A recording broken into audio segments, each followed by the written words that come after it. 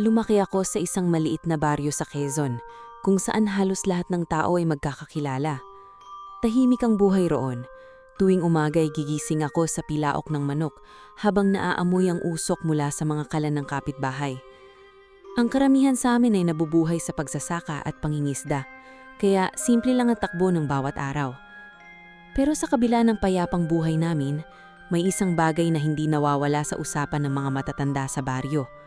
Ang kagubatan sa likod ng bundok. Bata pa lang ako paulit-ulit ko nang naririnig ang mga kwento doon. May mga nagsasabing may mga nawawalang tao raw na hindi na nakabalik. May ilan namang naniniwalang may mga nilalang na nakatira roon na hindi tao pero hindi rin ganap na halimaw. Ang tawag nila ay mga engkanto. Hindi ako agad naniniwala sa mga ganong kwento noon. Para sa akin, baka ginagamit lang iyon ng matatanda upang takutin kaming mga bata para hindi gumala sa gabi.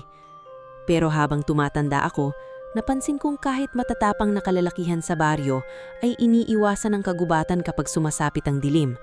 Kapag may kailangang putulin kahoy o hanaping hayop, sinisigurado nilang makakabalik sila bago lumubog ang araw. Minsan pa nga ay nakita ko mismo ang takot sa mukha ng lolo ko nang minsang nabanggit kong gusto kong pumunta sa gitna ng kagubatan para maghanap ng halamang gamot. Huwag na huwag kang pupunta roon ng gabi, Amara. Madiin niyang sabi habang nakatingin sa akin. May mga bagay sa gubat na mas mabuting hindi nakikita ng tao. Hindi ko na lang siya sinagot noon pero nanatili sa isip ko ang sinabi niya. Ang totoo, matagal ko nang nararamdaman na parang may kung anong humihila sa akin papunta sa kagubatan. Tuwing madaling araw, kapag mahangin, madalas akong magising dahil parang may naririnig akong mahinang awit mula sa malayo. Hindi ko maipaliwanag kung bakit pero tuwing maririnig ko iyon, parang gusto kong sumunod sa tunog. 21 taong gulang na ako noon at sanay na sa simpleng buhay kasama ang lolo ko. Siya na lang ang natitira kong pamilya matapos mamatay ang mga magulang ko nung bata pa ako. Hindi ko na gaanong maalala ang mukha nila pero naaalala ko pa ang gabing iyon. Ang sigawan ng mga tao, ang apoy na halos umabot sa langit, at ang malamig na ulan na bumagsak habang yakap ako ng lolo ko sa labas ng nasusunog naming bahay. Mula noon ay siya na ang nagpalaki sa akin. Isang gabi ng kabilugan ng buwan, hindi ako mapakali sa higaan ko. Malakas ang hangin at mas malino kaysa dati ang kakaibang awit na naririnig ko mula sa kagubatan. Parang may tumatawag sa pangalan ko. Ilang beses kong pinilit na matulog pero hindi mawala sa isip ko ang tunog na iyon. Hanggang sa hindi ko namalayan na bumangon na ako at nagsuot ang tsinelas. Tahimik ang bulong bahay habang lumalabas ako. Naririnig ko ang mahinang hilik ng lolo ko mula sa kwarto niya. Dahan-dahan akong lumakad palabas ng bakuran habang dala ang isang gasera. Habang papalapit ako sa kagubatan, mas lalo kong naririnig ang mahiwagang awit. Hindi ito nakakatakot, sa halip parang may lungkot itong dala na hindi ko may paliwanag. Pagpasok ko sa gubat ay agad akong nilamon ng malamig na hangin. Tanging liwanag ng buwan at gasera ko ang nagsisilbing gabay. Habang naglalakad ako sa pagitan ng malalaking puno, pakiramdam ko ay may mga matang nakatingin sa akin mula sa dilim. Pero sa halip na matakot, kakaibang kapanatagan ang naramdaman ko. Hindi ko alam kung gaano ka nakalalim noon sa kagubatan, nang bigla kong narinig ang mahinang pag-ungol. Agad akong napahinto at itinaas ang gasera. Doon ko kita ang isang lalaking nakahandusay sa ilalim ng malaking puno ng balete. Nanlamig ang buong katawan ko. Hindi siya taga-baryo, sigurado ako roon. Kahit sa mahinang liwanag ng gasera ay halatang kakaiba ang itsura niya. Matangkad, maputla ang balat at napakaitim ng buhok na halos humalo sa dilim ng gabi. Nakasuot siyang kakaibang damit na tila yari ng mamahaling tela, gunit puno ng dugo at putik. Si may sugat siya sa tagiliran at tila hirap huminga. Dapat ay tumakbo na akong pauwi noon, dapat ay iniwan ko na lang siya roon. Pero hindi ko maintindihan kung bakit mas nanaig ang awa kaysa takot. Dahan-dahan akong lumapit sa kanya. Hoy, mahinang tawag ko. Naririnig mo ba ako? Bahagya siyang gumalaw gunit hindi mulmat ang mata. Noon ko napansin na malamig ang paligid niya. Hindi normal na lamig kundi parang hangin tuwing madaling araw ng Disyembre. Lumuhod ako sa tabi niya at nanginginig na hinawakan ng balikat niya. Bigla siyang namulmat. Halos mapaatras ako nang magtama ang mga mata namin. Hindi ko maipaliwanag ang nakita ko noon. Napakalinaw ng mga mata niya kahit madilim. Parang iyong may kakaibang liwanag sa kailaliman. Sandali lang niyang tinitigan ako bago siya napapikit muli na tila nawawalan ng lakas. Please, mahinang bulong niya. Iyon lang ang sinabi niya bago siya mawalan ng malay. Hindi ko alam kung anong pumasok sa isip ko, pero sa gabing iyon, imbis na tumakbo palayo, pinili kong tulungan ng estrangherong nakita ko sa gitna ng kagubatan. Hindi ko alam na ang desisyong iyon ang magiging simula ng lahat ng bagay na sisira at babaguhin ang buong buhay ko. Halos maila ko ang estrangherong lalaki pauwi ng gabing iyon. Mabigat siya at hirap na hirap akong alalayan siya habang naglalakad kami palabas ng kagubatan. Ilang beses pa akong napapalingon sa paligid dahil pakiramdam ko ay may mga matang nakatingin sa amin mula sa kadiliman. Ngunit sa tuwing susulyapan ko ang lalaki, tila mas lalo akong nagkakaroon ng lakas ng loob. Hindi ko maipaliwanag kung bakit kahit hindi ko naman siya kilala. Pagdating namin sa bahay ay agad akong kinabahan nang makita kong bukas na ang ilaw sa sala. Nandoon ang lolo ko, nakaupo habang seryosong nakatingin sa pintuan. Halatang ilihintay niya ako. Ngunit nang makita niya ang lalaking nakaakbay sa akin, ay agad siyang napatayo. Amara, ano to? Mababa niyang tanong. May nakita po akong sugatan sa gubat. Sagot ko habang hinihingal. Mamamatay siya kapag iniwan ko roon. Hindi agad nagsalita ang lolo ko. Nakatingin lang siya sa lalaki na para bang may kung anong binabasa sa mukha nito. Maya-maya ay lumapit siya at tinulungan akong dalhin ng estranghero sa lumang kwarto ng mga magulang ko. Habang nililinis ko ang sugat ng lalaki, napansin kong tahimik lang ang lolo ko sa tabi ko. Karaniwan ay sermon agad ang aabutin ko kapag sumusuway ako sa kanya, lalo na tungkol sa kagubatan. Pero gabing iyon, tila may malalim siyang iniisip habang pinagmamasdan ng lalaki. Hindi siya ordinaryong tao. Bigla niyang sabi. Napatingin ako sa kanya. Lolo, hindi ko alam kung sino siya pero may kakaiba sa kanya. Hindi ko alam kung anong isasagot ko dahil kahit ako'y ramdam iyon. Habang pinupunasan ko ng basang tela ang dugo sa katawan ng lalaki, napansin kong halos nagsisimula ng magsara ang sugat niya kahit hindi pa ako tapos gamutin iyon. Noong una ay inisip kong baka mali lang ang nakita ko, pero habang tumatagal ay mas lalo kong napapatunayan na imposible ang bilis ng paggaling niya. Bandang madaling araw ay nilagnat siya, kung ano-anong salita ang lumalabas sa bibig niya na hindi ko maintindihan. Hindi iyon tunog Tagalog o kahit anong wikang narinig ko na. Minsan ay parang galit ang tono niya, minsan naman ay tila nagmamakaawa. Pinapalitan ko ang bimpo sa noon niya habang pinagmamasdan ng mukha niyang natatamaan ng ilaw mula sa gasera. Hindi ko maikakaila, napakagwapo niya. Pero hindi iyon ordinaryong gwapo na nakikita ko sa mga taga-baryo. May kakaiba sa hitsura niya.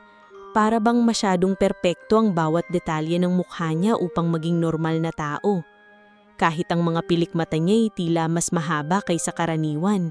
At kahit may sugat siya at maputla, hindi pa rin nawawala ang kakaibang dating niya. Napansin kong bigla siyang gumalaw kaya agad akong napaupo ng maayos. Dahan-dahan siyang nagmulat ng mata. Sa pagkakataong iyon ay mas malinaw ko nang nakita ang kulay ng mga mata niya. Hindi iyon simpleng itim o kayong bangi. Para iyong kulay ginto na tinatamaan ng sikat ng araw. Tahimik lang siyang nakatingin sa akin habang tila sinusubukang alalahanin kung nasaan siya. Kalma ka lang, mahina kong sabi. Nasa bahay namin.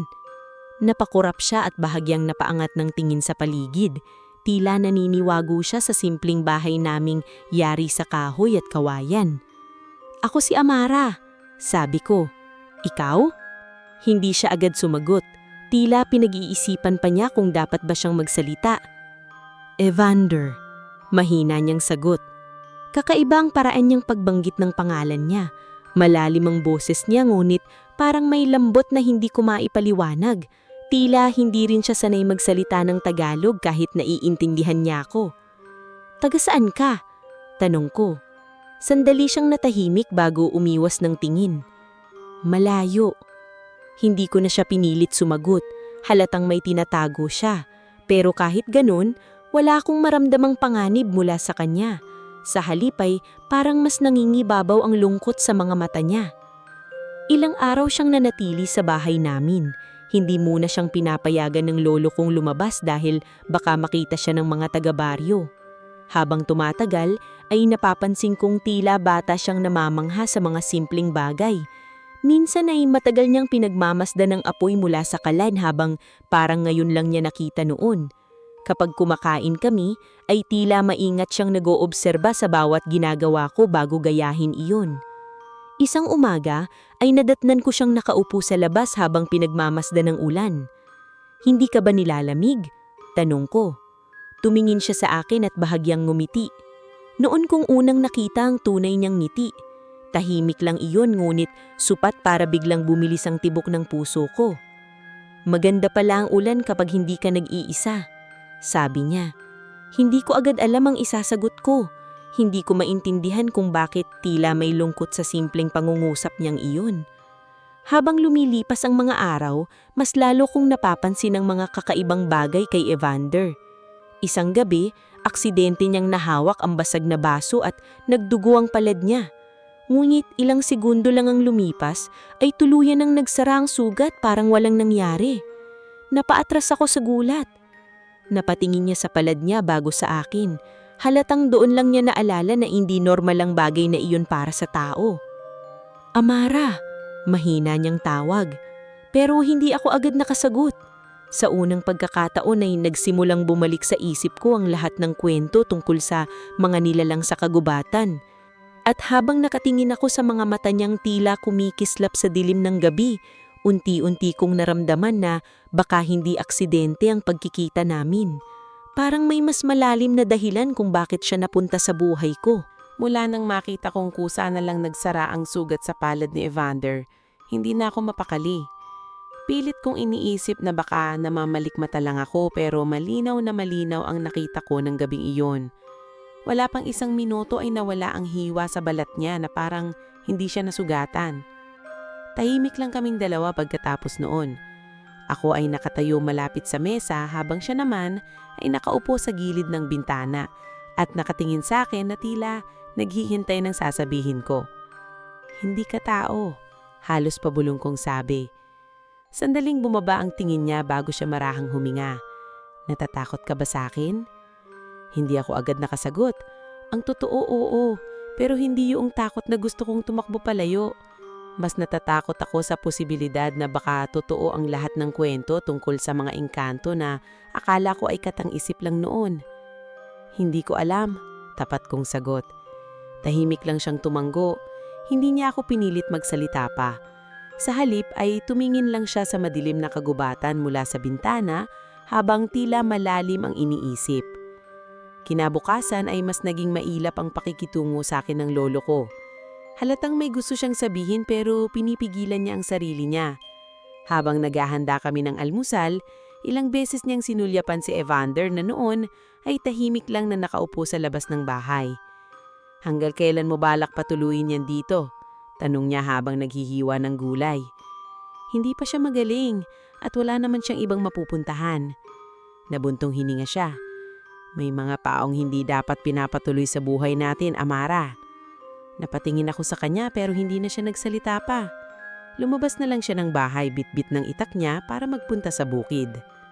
Habang lumilipas ang mga araw, ay lalo kong nakikilala si Evander. Tahimik siya pero babait. Madalas niyang tulungan ng mga gawain kahit hindi siya sanay. Nakakatuwang panoorin kung paano siyang mangapa sa mga simpleng bagay na para bang ngayon lang niya ginagawa ang mga iyon. Minsan ay halos mapaso pa siya habang nagsasaing dahil hindi niya alam kung paano gumamit ng kalan na dikahoy. "Bakit parang hindi ka sanay sa lahat ng to?" Nagtatawa kong tanong isang umaga habang pinapanood siyang pilit inaayos ang apoy. Bahagya siyang ngumiti. "Sa lugar kung saan ako lumaki, iba ang paraan ng pamumuhay." Hindi ko na lang siya pinilit magpaliwanag. Pero habang lumilipas ang mga araw, ay mas lalo akong nagiging curious sa totoong pagkatao niya. Isang hapon habang nasa palengke ako, napansin kong tila kakaiba ang tingin sa akin ng ilang matatanda sa baryo. Nang nadaanan ko ang tindahan ni Aling Cora, agad niya akong tinawag. "Amara, Mahina niyang sabi habang palingalinga sa paligid. May kasama ka raw na estranghero sa bahay ninyo. Nagulat ako. Sino pong may sabi? Mabilis kumalat ang usapan dito. Mag-ingat ka. Simula nang dumating ang lalaking iyon, may mga kakaibang nangyayari. Naramdaman kong nanlamig ang batok ko. Anong ibig niyong sabihin? Lumapit siya sa akin at mas ibinaba ang boses. May nawawalang mga manok at kambing gabi-gabi. Tapos may ilang maningisdang nagsabing may nakita raw silang anino sa kagubatan. Matangkad daw at mapupula ang mata. Bigla akong natahimik. Hindi normal ang lalaking kasama ho. Nararamdaman ko. Pag-uwi ko ay hindi mawawala sa isip ko ang sinabi ni Aling Cora. Pilit kong sinasabing hindi maaaring si Evander ang tinutukoy nila dahil wala naman siyang ginagawa kung hindi manatili sa bahay namin. Pero habang papalapit ako sa bahay, ay bigla akong naramdaman ng kakaibang lamig sa hangin. Pagdating ko sa bakuran ay nakita kong nakatayo si Evander sa gitna ng damuhan habang nakatingin sa langit. Malakas ang hangin kahit maliwanag pa ang araw. Ang buhok niyang itim ay hinihiban ng hangin habang tila may kung anong mabigat sa ekspresyon niya. "Evander?" Tawag ko. Bigla siyang napatingin sa akin at sa isang iglap ay humina ang hangin. Doon ko napansin na tila kinikislap ng bahagya ang mga mata niya. "May problema ba?" Tanong ko habang pilit pinapakalma ang sarili.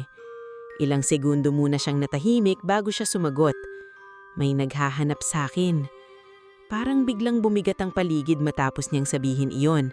"Sino?" Hindi siya agad sumagot. Ngulit sa unang pagkakataon mula nang nakilala ko siya, nakita ko ang tunay na takot sa mukha niya. Mga nilalang na hindi mo dapat makita. Kinagabihan ay hindi ako makatulog. Habang nakahiga ako ay naririnig ko ang malakas na hangin sa labas, kahit hindi naman maulan.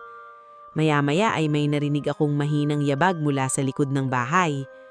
Dahan-dahan akong bumangon at sumilip sa bintana. At doon ko nakita si Evander. Nakatayo siya sa likod ng bahay habang nakatingin sa madilim na kagubatan. Hindi siya gumagalaw, tila may hinihindi siya. Maya-maya ay may kung anong gumalaw sa pagitan ng mga puno. Halos mawalan ako ng hininga nang nakita ko ang isang matangkad na nilalang na nakatayo sa gitna ng dilim. Hindi ko maaninag ng maayos ang mukha niya pero kitang-kita ko ang mapupula nitong mata. Hindi tao iyon. Biglang humami ng malakas at sa isang iglap ay naglaho ang nilalang. Kasabay noon ay napaluhod si Evander tila nawalan ng lakas. Hindi ko na napigilan ng sarili ko at dali-dali akong lumabas ng bahay. Paglapit ko kay Evander ay agad niya akong hinawakan sa braso. "Makinig ka sa akin, Amara." Mabigat niyang sabi habang seryosong nakatingin sa akin. "Kapag sinabi kong tumakbo ka, huwag kang lilingon." Hindi ko pa man natatanong kung bakit, ay bigla naming narinig ang malakas na sigaw mula sa kailaliman ng kagubatan. At sa unang pagkakataon sa buong buhay ko, tunay akong natakot sa kung anong maaaring nakatago sa dilim. Hindi ako agad nakagalaw matapos naming marinig ang sigaw mula sa kailaliman ng kagubatan. Para iyong tunog ng isang nilalang naggalit at naghahanap. Namininig ang buong katawan ko habang nakahawak si Evander sa braso ko. Ramdam ko ang higpit ng pagkakahawak niya na para bang handa niya akong hilahin anumang oras. "Pumasok ka sa bahay," mababa niyang sabi. "Hindi, ano ba yun?" Halos pabulong kong tanong. Hindi siya agad sumagot.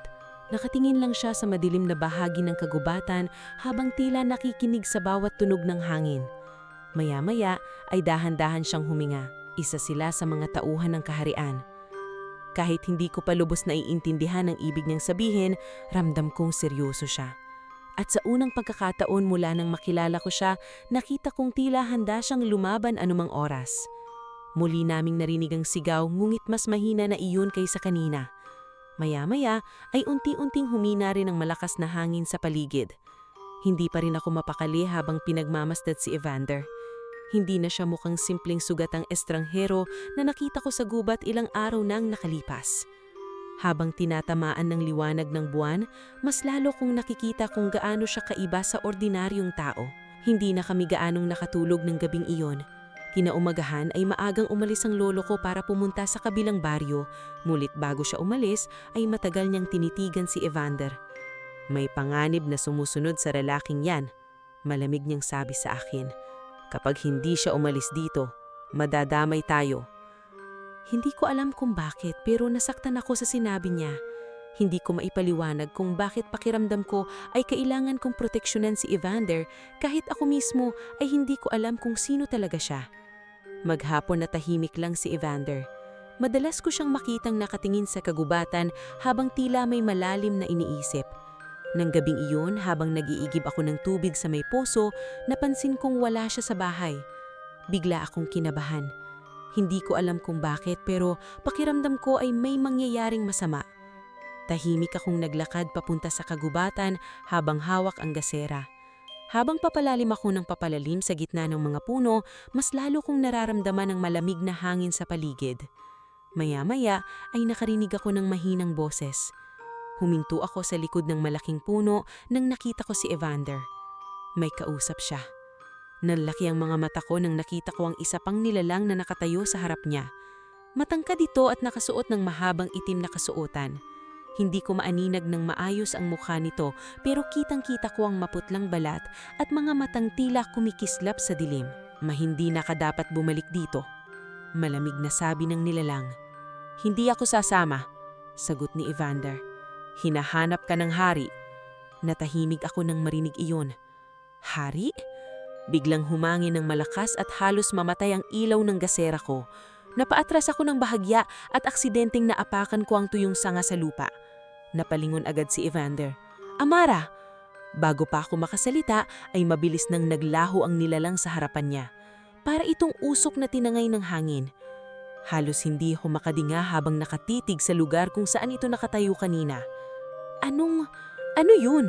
Nanginginig akong tanong. Mabilis na lumapit si Evander sa akin. Halata ang kaba sa mukha niya. Hindi ka dapat nandito. Hindi mo sinagot ang tanong ko. Sino siya? Ano kayong dalawa? Matagal siyang natahimik bago siya marahang napapikit. At kung sabihin kong hindi ako tao, mahinang tanong niya. Parang biglang bumigat ang paligid matapos niyang sabihin iyon.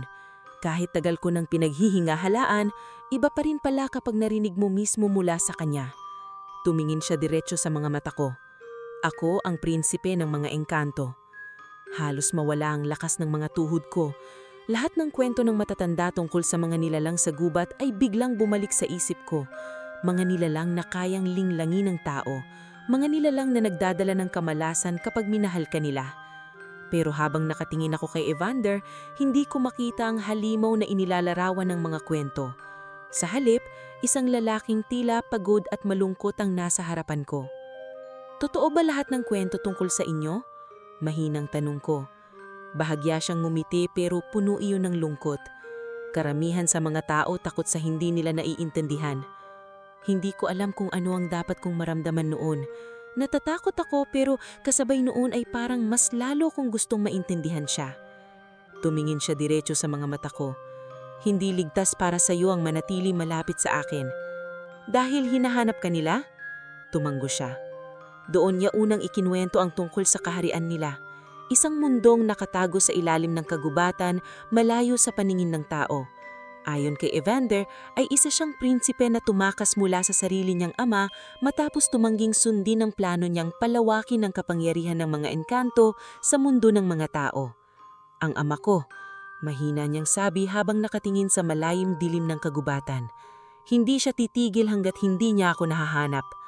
Hindi ko alam kung bakit pero habang pinapakinggan ko siya, unti-unti kong nararamdaman ang bigat ng buhay na pasa niya.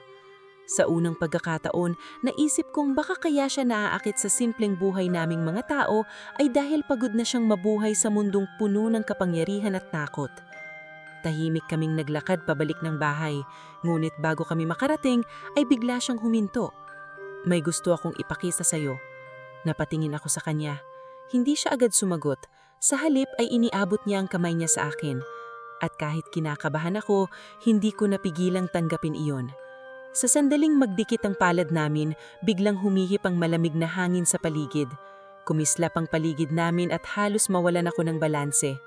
Nang muli akong makadilat, hindi nakagubatan ng baryo namin ang nasa harapan ko. Sa malayo ay nakita ko ang isang napakalaking kaharian na nababalot ng gintong liwanag sa ilalim ng mga higanteng puno. At doon ko unang nasilayan ang tunay na mundo ni Evander. Halos hindi ako makahinga habang nakatayo sa lugar na iyon. Pakiwamdam ko ay nananaginip lang ako habang nakatingin sa napakalaking kaharian na nakatago sa ilalim ng kagubatan. Hindi ko may paliwanag ang nakita ko noong gabing iyon. Ang mga puno ay mas malalaki kaysa normal, halos abot ang langit. Ang hangin ay malamig ngunit mabango. Tila may halong samyo ng mga bulaklak na hindi ko pa kailanman naamoy. Sa paligid ay may maliliit na liwanag na lumilipad na parang mga alitap-tap, ngunit mas maliwanag at mas kakaiba ang galaw. At sa gitna ng lahat ng iyon ay ang kaharian nila. Napakalaki nitong tila yari sa ginto at pilak. Ang mga tore ay kumikislap kahit walang araw. Sa malayo ay may maririnig akong mahinang musika na parang nanggagaling mismo sa hangin. Hindi ko na malayang mas lalo akong napalapit kay Evander habang pinagmamasdan ng lugar. Totoo pala talaga kayo, halos pabulong kong sabi. Tahimik lang siyang nakatingin sa akin habang tila inoobserbahan ang reaksyon ko. Natatakot ka ba? Tanong niya. Hindi ako agad nakasagot. Ang totoo, oo, pero kasabay ng takot ay ang matinding pagkamangha. Para akong batang unang beses nakakita ng mundo sa labas ng kinisgan niya. Hindi ko alam kung anong mararamdaman, amin ko. Bahagya siyang ngumiti. Nung una ko ring nakita ang mundo ng tao, ganun din ang naramdaman ko. Napatingin ako sa kanya. Nakapunta ka na sa mundo namin dati? Tumanggo siya. Maraming beses, pero ngayon lang ako nanatili ng matagal. Habang naglalakad kami papasok sa kaharian nila, ay napapansin kong may mga matang nakatingin sa akin mula sa paligid. May ilang nilalang nakahawig ng tao, ngulit mas mapuputi ang balat at mas kakaiba ang mga mata. Ang iba naman ay may mahahabang buhok na tila kumikislap, habang ang iba naman ay may matutulis na tainga. Nang makita nila si Evander, ay agad silang yumuyuko. Ngunit nang mapansin nila ako, kitang-kita ko ang pagtataka at pagdududa sa kanilang mga mukha. Hindi sila sanay makakita ng tao rito, mahinang paliwanag niya. Lalo akong inilang.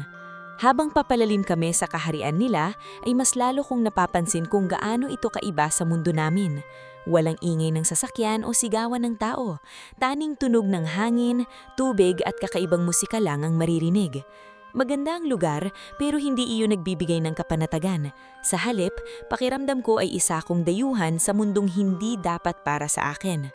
Maya-maya ay huminto kami sa isang tahimik na bahagi ng hardin.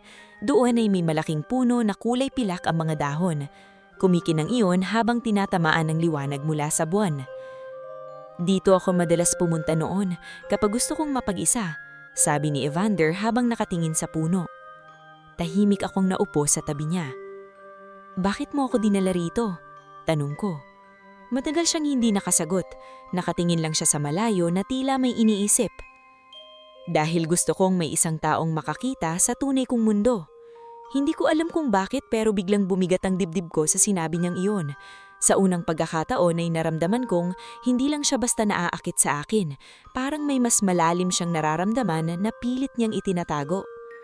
Tahimik kaming nag-usap noong gabing iyon. Ikinwento niya kung paano siya lumaki bilang prinsipe ng mga engkanto. Ayon sa kanya, bata pa lang siya ay nakatagda ng maging susunod na hari. Ngunit habang tumatanda siya, ay mas lalo niyang hindi nagugustuhan ang paraan ng pamumuno ng kanyang ama. Maraming engkanto ang naniniwala na dapat nilang sakupin ang mundo ng tao dahil tingin nila ay mas mababa ang mga mortal. Pero hindi lahat sa amin ganun mag-isip. May ilan pa rin gustong mamuhay ng payapa. Kasama ka roon? Tanong ko. Tumanggo siya. Bigla kong natahimik. Habang tumatagal ay mas lalo kong nakikita na hindi siya katulad ng mga nilalang sa mga kwento ng mga matatanda. Ngunit habang nakaupo kami roon, bigla kong naramdaman ng matinding sakit sa ulo. Napahawak ako sa sentido ko habang parang umiikot ang paligid. Amara! Agad na tawag ni Evander. Biglang may mga larawan na pumasok sa isip ko. Dugo, apoy, at si Evander nakaluhod sa harap ko habang may hawak akong punyal na nakabaon sa dibdib niya. Napasinghap ako habang mabilis akong umatras palayo sa kanya. Anong nangyayari? Nanginginig kong tanong. Agad siyang lumapit pero umiwas ako. Amara, hindi, bulong ko habang hawak ang ulo ko. Hindi ko maintindihan. Napakalinawang nakita ko, hindi iyon simpleng panaginip lang talaga. Pakiramdam ko ay totoong nangyari iyon kahit imposible. Maya-maya ay unti-unting nawala ang sakit ng ulo ko, ngulit na natiling mabilis ang tibok ng puso ko. May nakita ka? Seryoso niyang tanong. Hindi ko agad siya nakasagot. Natatakot akong sabihin ang nakita ko dahil baka totoo iyon. Bago pa ako makapagsalita, ay biglang may malakas na boses na umalingaw-ngaw sa paligid. Prinsipe Evander. Agad kaming napalingon. May isang matandang babae na nakatayo sa likuran namin. Mahabang puti nitong buhok at maputla ang balat. Ngunit ang mga mata nito ay tila nakakakita ng bagay na hindi kayang makita ng ordinaryong nilalang. Nang tumingin siya sa akin, ay biglang nagbago ang ekspresyon niya. Parang nakakita siyang multo. Imposible? Mahinang sabi. Napakunot-nuot si Evander. Anong ibig mong sabihin? Hindi agad sumagot ang matanda. Sa halip, titig na titig lang siya sa akin. Siya, nanginginig niyang bulong. Siya ang dalagang nasa hula. Biglang nanamig ang buong katawan ko. Anong hula? Tanong ko kay Evander. Tahimik na lumapit ang matanda sa akin habang hindi inaalis ang tingin niya sa akin. Ang mortal na magdadala ng katapusan ng prinsipe ng mga engkanto. Parang biglang tumigil ang mundo matapos sabihin ng matandang babae ang mga salitang iyon. Hindi agad ako nakagalaw habang nakatitig lang sa kanya. Pakiramdam ko ay may malamig na tubig na ibinuhos sa buong katawan ko. Sa tabi ko ay naramdaman kong tumigas ang postura ni Evander, ngunit hindi siya nagsalita agad. Anong ibig mong sabihin? Malamig niyang tanong. Tahimik na napabuntong hininga ang matanda bago muling tumingin sa akin. Marami ng taon ang lumipas mula nang marinig ko ang hulang iyon. Isang mortal na babae raw ang magdadala ng pagbagsak ng dugong mahal ng kaharian. Hindi ako makahinga ng maayos habang pinakikinggan siya. Hindi totoo yan, agad na sabi ni Evander. Mga lumang kwento lang iyon. Ngulit kahit matigas ang tono niya, ramdam kong hindi siya sigurado. Muling bumalik sa isip ko ang nakita kong pangitain. Ang dugo, ang punyal, at si Evander na nakaluhod sa harapan ko. Bago pa ako namalayan na paatras ako ng bahagya. Hindi, mahina akong bulong. Hindi ko kayang... Napatingin agad sa akin si Evander. Anong nakita mo? Tanong niya. Tahimik akong napaiwas ng tingin. Hindi ko kayang sabihin ang nakita ko. Hindi ko kayang aminin na sa pangitain ko, ako mismo ang pumatay sa kanya. Bago pa lumalim ang usapan namin ay biglang yumuko ang matandang babae kay Evander. Hindi ligtas na manatili rito ang mortal. Kapag nalaman ng hari ang tungkol sa kanya, hindi siya hahayaang mabuhay. Biglang bumigat ang ekspresyon ni Evander. Walang salita siyang humawak sa kamay ko at mabilis akong isinama palabas ng hardin. Habang naglalakad kami sa kaharian nila, ay pakiramdam ko ay lahat ng nilalang nadadaanan namin ay nakatingin sa akin. Hindi ko alam kung normal lang ba iyon o dahil may kakaiba na silang nararamdaman tungkol sa akin. Tahimik lang si Evander habang mabilis kaming naglalakad pabalik sa daanang dinaanan namin kanina. Ngulit kahit hindi siya nagsasalita, ramdam kong magulo rin ang isip niya. Pagbalik namin sa baryo namin, ay agad kong binawi ang kamay ko mula sa kanya. Totoo ba yon? Diretsahan kong tanong. Huminto siya at dahan-dahang humarap sa akin. Hindi ko alam. Pero may hula talaga? Matagal siyang natahimik bago marahang tumanggo. Maraming lumang hula sa kaharian namin. Karamihan ay hindi naman nangyayari. Pero bakit parang natatakot sila? Hindi agad siya nakasagot. Unti-unti kong nararamdaman ng kaba habang pinagsasama-sama ko ang lahat. Ang mga panaginip ko, ang sinabi ng matandang babae, at ang kakaibang pakiramdam na matagal ko nang hindi maipaliwanag. Evander, nanginginip kong sabi, paano kung totoo? Agad siyang lumapit sa akin. Hindi kita hahayaang saktan ako. Marinim niyang sabi habang diretsyo akong tinitingnan sa mamamata. At hindi kita sasaktan. Hindi ko alam kung bakit pero mas lalo akong nasaktan sa mga sinabi niya. Dahil habang tumatagal, mas lalo kong nararamdaman na may malalim na dahilan kung bakit kami pinagtagpo. Pagdating namin sa bahay ay agad akong sinalubong ng galit na mukha ng lolo ko. Saan kayo galing? Malamig niyang tanong. Hindi agad ako nakasagot. Pero bago pa ako makapagsalita, ay biglang tumingin si Evander sa kanya. Parang may kung anong nabasa sa mukha nito. "Dinala mo siya roon," mahina niyang sabi. Nanlaki ang mga mata ko. "Lolo, pumasok ka sa loob," utos niya sa akin. Hindi ko alam kung bakit pero sumunod ako. Habang nasa loob ako ng bahay ay naririnig ko ang mahina ngunit mabigat nilang pag-uusapan sa labas. "Hindi mo dapat siyang inilalapit sa mundo ninyo," galit na sabi ng lolo ko. "Mas delikado kung wala siyang alam," sagot ni Evander. "Hindi mo naiintindihan ang kapalarang dala niya." Napahinto ako sa narinig ko. Maya-maya ay bumukas ang pinto at pumasok ang lolo ko. Seryoso ang mukha niya habang naupo sa harapan ko. "May kailangan ka ng malaman," mabigat niyang sabi. Biglang bumilis ang tibok ng puso ko. Tahimik siyang tumingin sa lumang aparador sa sulok bago kumuha ng maliit na kahon-kahoy. Dahan-dahan niya iyong binuksan at may inilabas na lumang punyal na kulay pilak. Hindi ko alam kung bakit, pero nang makita ko yon ay parang may kung anong kumurot sa dibdib ko. "Ang pamilya natin," mabagal niyang sabi, "hindi ordinaryong pamilya." Napalunok ako. Maraming taon na kaming tagapagbagad laban sa mga engkanto ng kagubatan. Parang biglang nawala na ang lahat ng tunog sa paligid ko habang pinakikinggan siya. "Ang mga magulang mo," sandali siyang tumigil, "hindi aksidenteng namatay." Nanlamig ang buong katawan ko. "Anong ibig niyong sabihin?" Mahigpit niyang hinawak ang punyal. "Pinatay sila." Pakiramdam ko ay gumuho na ang buong mundo ko sa narinig ko. "Bakit?" Doon siya napapikit na tila nahihirapang sabihin ang susunod niyang sasabihin. "Dahil sa sumpang dala ng dugo natin." Hindi ako makahinga ng maayos habang unti-unti niyang ikinukwento ang katotohanan. Ayon sa kanya, kabilang pala kami sa angkan ng mga tinatawag na tagapagputol, mga mortal na isinilang upang pigilan ng mga engkanto kapag nagiging panganib na sila sa mundo ng tao. Ang punyal na hawak niya ay matagal nang ipinapasa sa bawat salinlahi ng pamilya namin. "At ikaw ang susunod," mahina niyang sabi. Mabilis akong napailing. "Hindi, imposible." "Amara," mabigat niyang sabi habang diretso akong tinitingnan sa mga mata. "Mula pagkabata, nakatadhana ka na."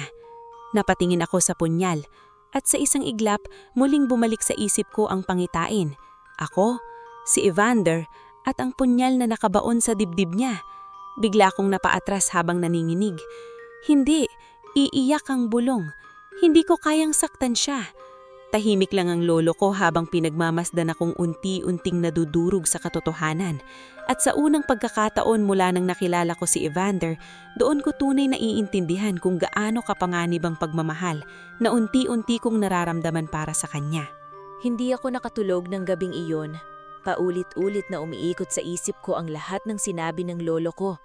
Ang tungkol sa aming angkan, ang punyal, ang sumpa, at higit sa lahat, ang katotohanang ako raw ang nakatakdang pumatay kay Evander.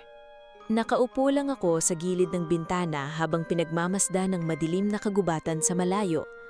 Tahimik ang buong baryo, ngunit sa loob ko ay parang may bagyong hindi humuhupa. Gusto kong isiping na mali ang lahat, na baka gawa-gawa lang ang mga hula at sumpa. Pero habang tumatagal, ay mas lalo kong nararamdaman na may kung anong humihila sa akin papunta sa kapalarang pilit kong iniiwasan. Napapikit ako nang maalala ko ang mukha ni Evander noong hawak niya ang kamay ko sa kaharian nila. Sa kabila ng lahat ng kakaiba sa kanya, hindi ko kailanman naramdaman na gusto niya akong saktan. Sa halip, siya pa nga ang paulit-ulit na nagpoprotekta sa akin. Maya-maya ay narinig kong bumukas ang pinto ng bahay. Dahan-dahan akong napalingon at nakita ko si Evander na tahimik na pumasok. Nang magtama ang mga mata namin, ay agad kong naramdamang bumigat ang dibdib ko. "Hindi ka pa natutulog?" mahina niyang sabi. Hindi ako agad sumagot. Hindi ko alam kung paano siya haharapin matapos malaman ng lahat. Tahimik siyang lumapit, ngunit huminto nang mapansin niyang tila umiiwas ako. "Amara, bakit mo hindi sinabi sa akin?" Mahina akong tanong habang pilit pinipigilan ang panginginig ng boses ko. Matagal siyang natahimik. "Dahil alam kong matatakot ka." Napabuntong hininga ako habang umiwas ng tingin. "Hindi lang ako natatakot." Narinig kong marhan siyang lumapit. Hindi ko ginusto ang lahat ng ito, sabi niya. At hindi ko ginustong madamay ka. Bigla akong napatawa ng mahina, pero puno iyon ng sakit. Pero, nangyari na. Muli kaming natahimik. Kapag lumayo ako sa'yo, mahina akong sabi habang nakatingin sa labas ng bintana, baka mabago pa natin ang kapalaran. Hindi agad siya nagsalita. Hindi ganun kadali. Bakit? Doon ko nakita ang lungkot sa mga mata niya. Dahil kahit anong pilit kong lumayo, bahagya siyang numiti ng mait. Ikaw pa rin ang hinahanap ko. Biglang bumilis ang tibok ng puso ko sa sinabi niya. Pilit kong pinipigilan ng sarili kong hindi masaktan, pero habang tumatagal ay mas lalo akong nahuhulog sa kanya. Kinabukasan ay pilit kong iniiwasan si Evander.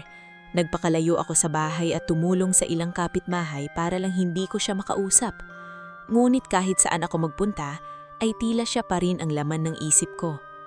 Habang nasa palengke ako ay napansin kong kakaiba ang kilos ng mga tao sa baryo. Marami ang nagkukumpulan habang nag-uusap ng mahina. Nang mapadaan ako kina Aling Cora, ay agad niyang hinila palapit. May nangyaring masama kagabi, bulong niya. Napakunot noo ako. Ano pong nangyari?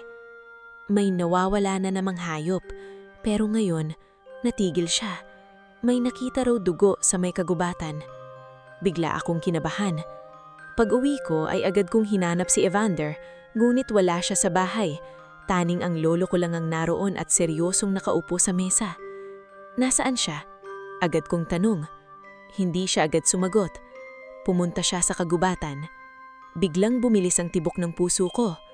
Bakit? May gumagalaw sa paligid natin. Mabigat niyang sagot. At pakiramdam ko, malapit nang magsimula ang tunay na gulo. Hindi ko na hinintay pang magsalita siya ulit. Agad akong tumakbo sa labas ng bahay papunta sa kagubatan. Habang papalalim ako sa gitna ng mga puno, ay mas lalo kong nararamdaman ang kakaibang lamig sa paligid. Maya-maya ay may narinig akong malalakas na boses. Dahan-dahan akong lumapit hanggang sa makita ko si Evander. Nakatayo siya sa gitna ng maliit na clearing habang nakaharap sa 3 lilalang na kahawig niya. Pare-pareho silang matatangkad at mapuputi ang balat, ngunit mas malamig ang tingin ng mga ito kaysa kay Evander. Sumama ka na sa amin, prinsipe, sabi ng isa sa kanila. Nagagalit na ang hari. Sinabi ko nang hindi ako babalik. Malamig niyang sagot. Dahil ba sa mortal na babae? Biglang humigpit ang kamao ni Evander. Huwag ninyong idamay si Amara. Biglang tumawa ng mahina ang isa sa mga lilalang. Masyado ka nang nagiging mahina. Sa isang iglap ay biglang humangin ng napakalakas. Halos mapaatras ako nang makita kong tila nagdidilim ang paligid sa galit ni Evander. Ngunit bago pa lumala ang sitwasyon ay biglang may nagsalita mula sa likod ko.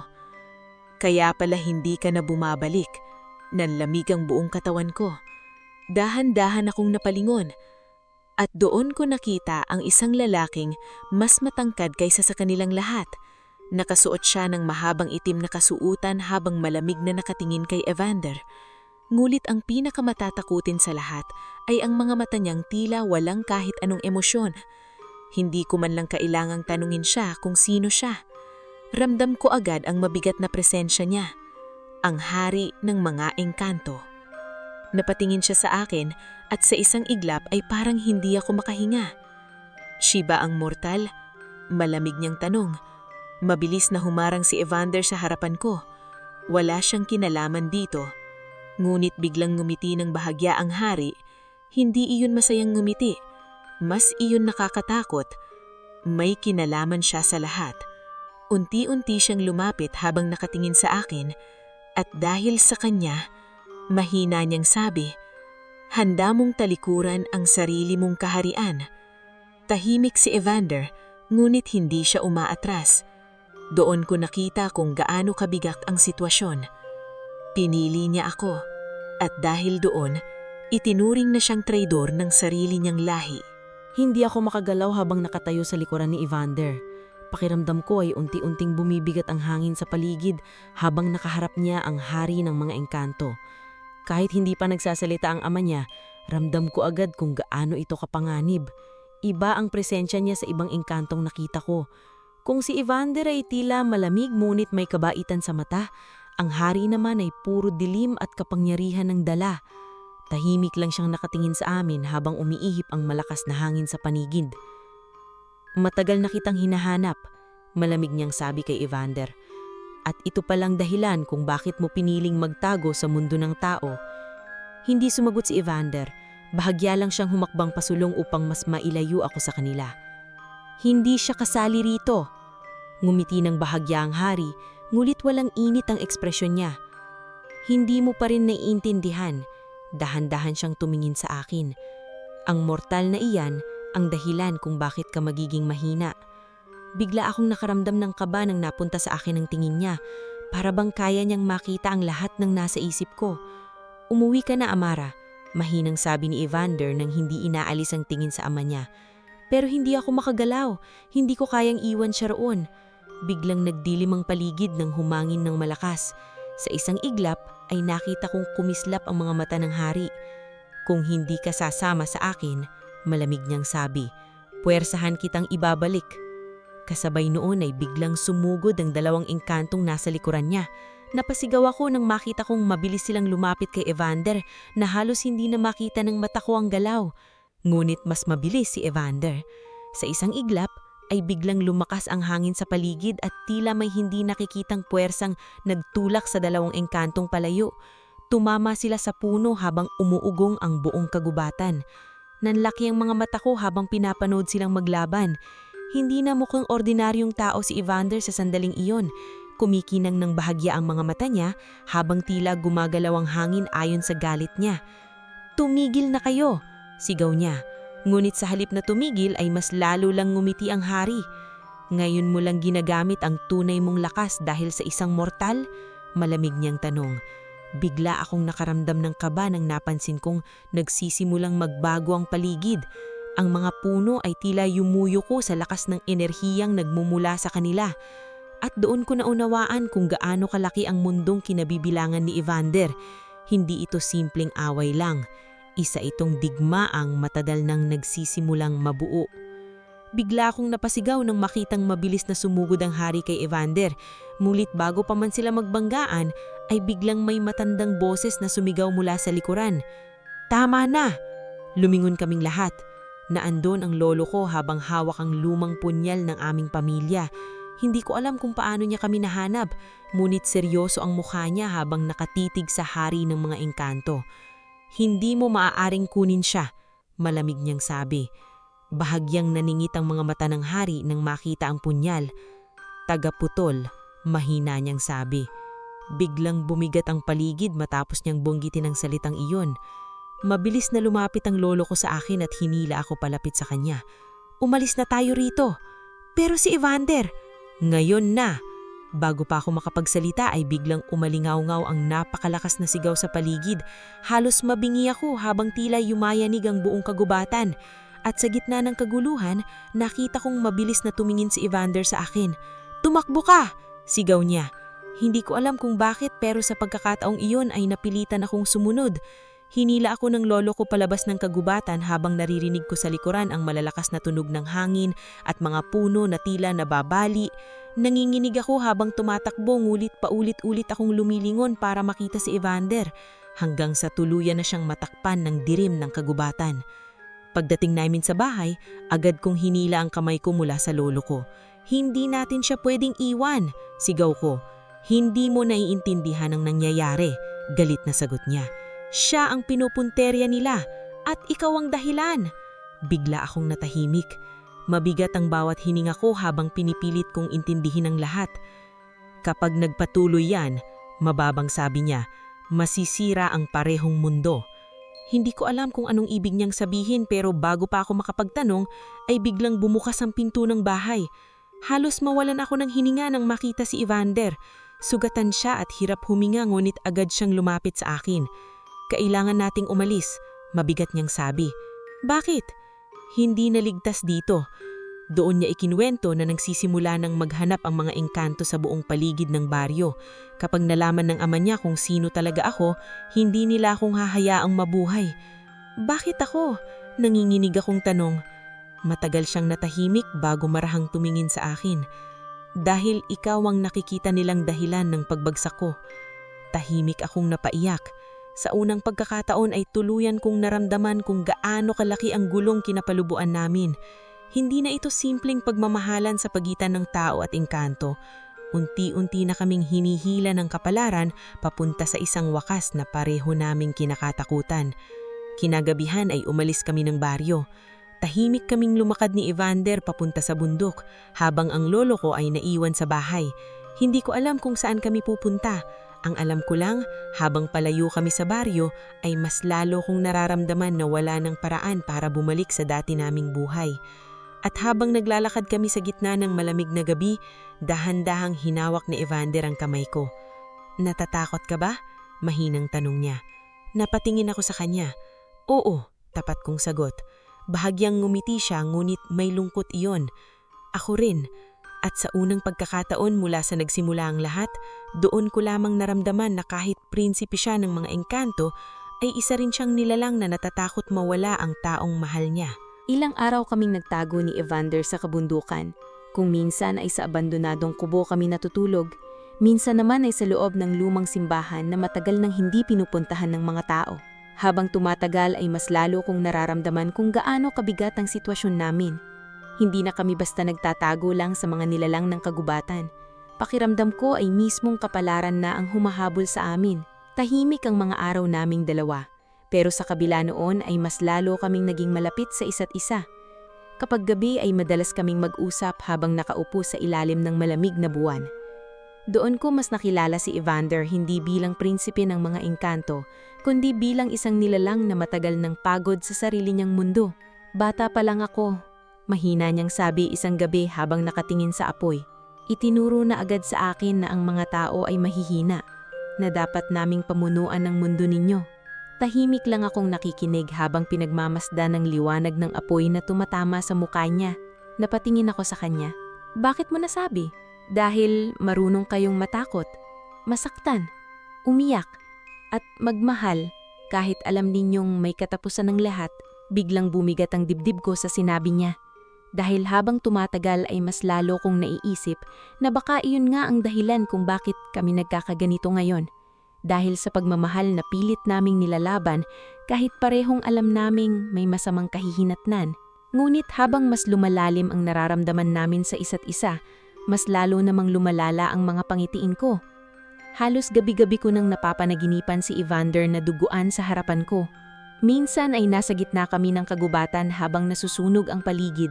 Minsan naman ay nasa kaharian nila kami habang umiiyak ako at hawak ang punyal ng pamilya namin. At sa bawat paggising ko ay pakiramdam ko ay unti-unting nauubos ang lakas ko. Isang gabi, nagising ako dahil sa malakas na tibok ng puso ko.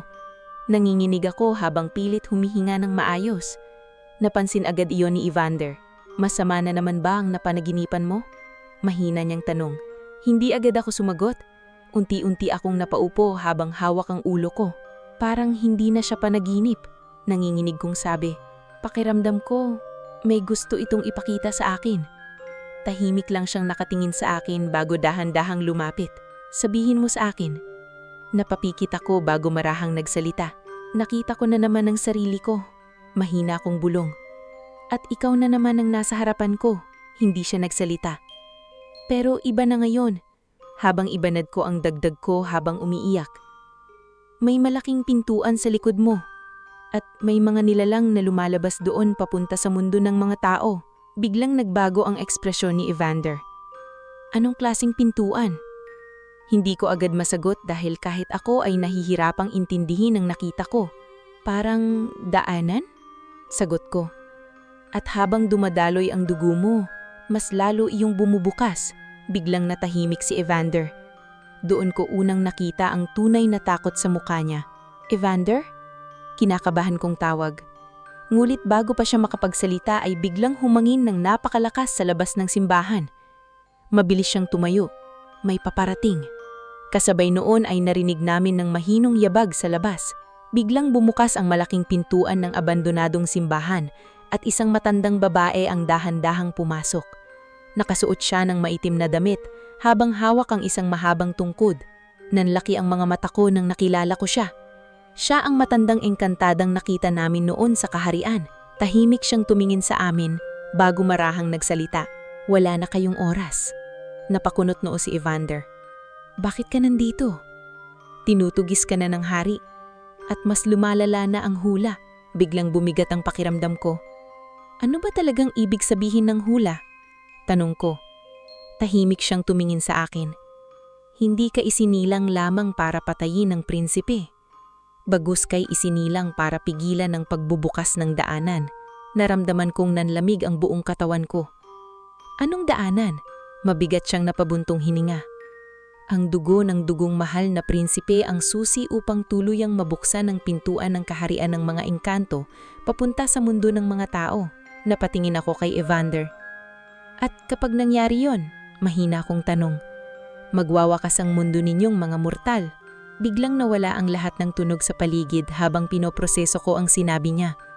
Unti-unti kong nailaala ang mga pangitiin ko, ang malaking pintuan, ang dugo ni Evander, at ang mga nilalang na lumalabas papunta sa mundo namin. Hindi. Mahina akong bulong habang napapaatras. Hindi kasalanan ni Evander. Dagdag agad ng matanda. Ngunit siya ang susi ng kanyang ama para mabuksan ng daanan. Tahimik lang si Evander habang nakayuko. At kaya ako, nanginginig kong sabi.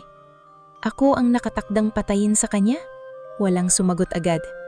At ang katahimikang iyon ang siyang tuluyang sumagot para sa akin. Biglang pumatak ang luha ko habang nakatingin kay Evander. Hindi. Umiyak ako habang napapailing. Hindi ko kaya. Hindi ko kayang gawin yun sa'yo. Tahimik siyang tumingin sa akin habang bakas sa mukha niya ang sakit na pilit niyang itinatago. Ngunit bago pa siya makapagsalita ay biglang umugong ang buong paligid. Yumanig ang lupa sa ilalim namin. Kasabay noon ay biglang nagdilim ang kalangitan sa labas ng simbahan. Napatingin ng matandang engkantada sa pintuan habang bakas ang takot sa mukha niya.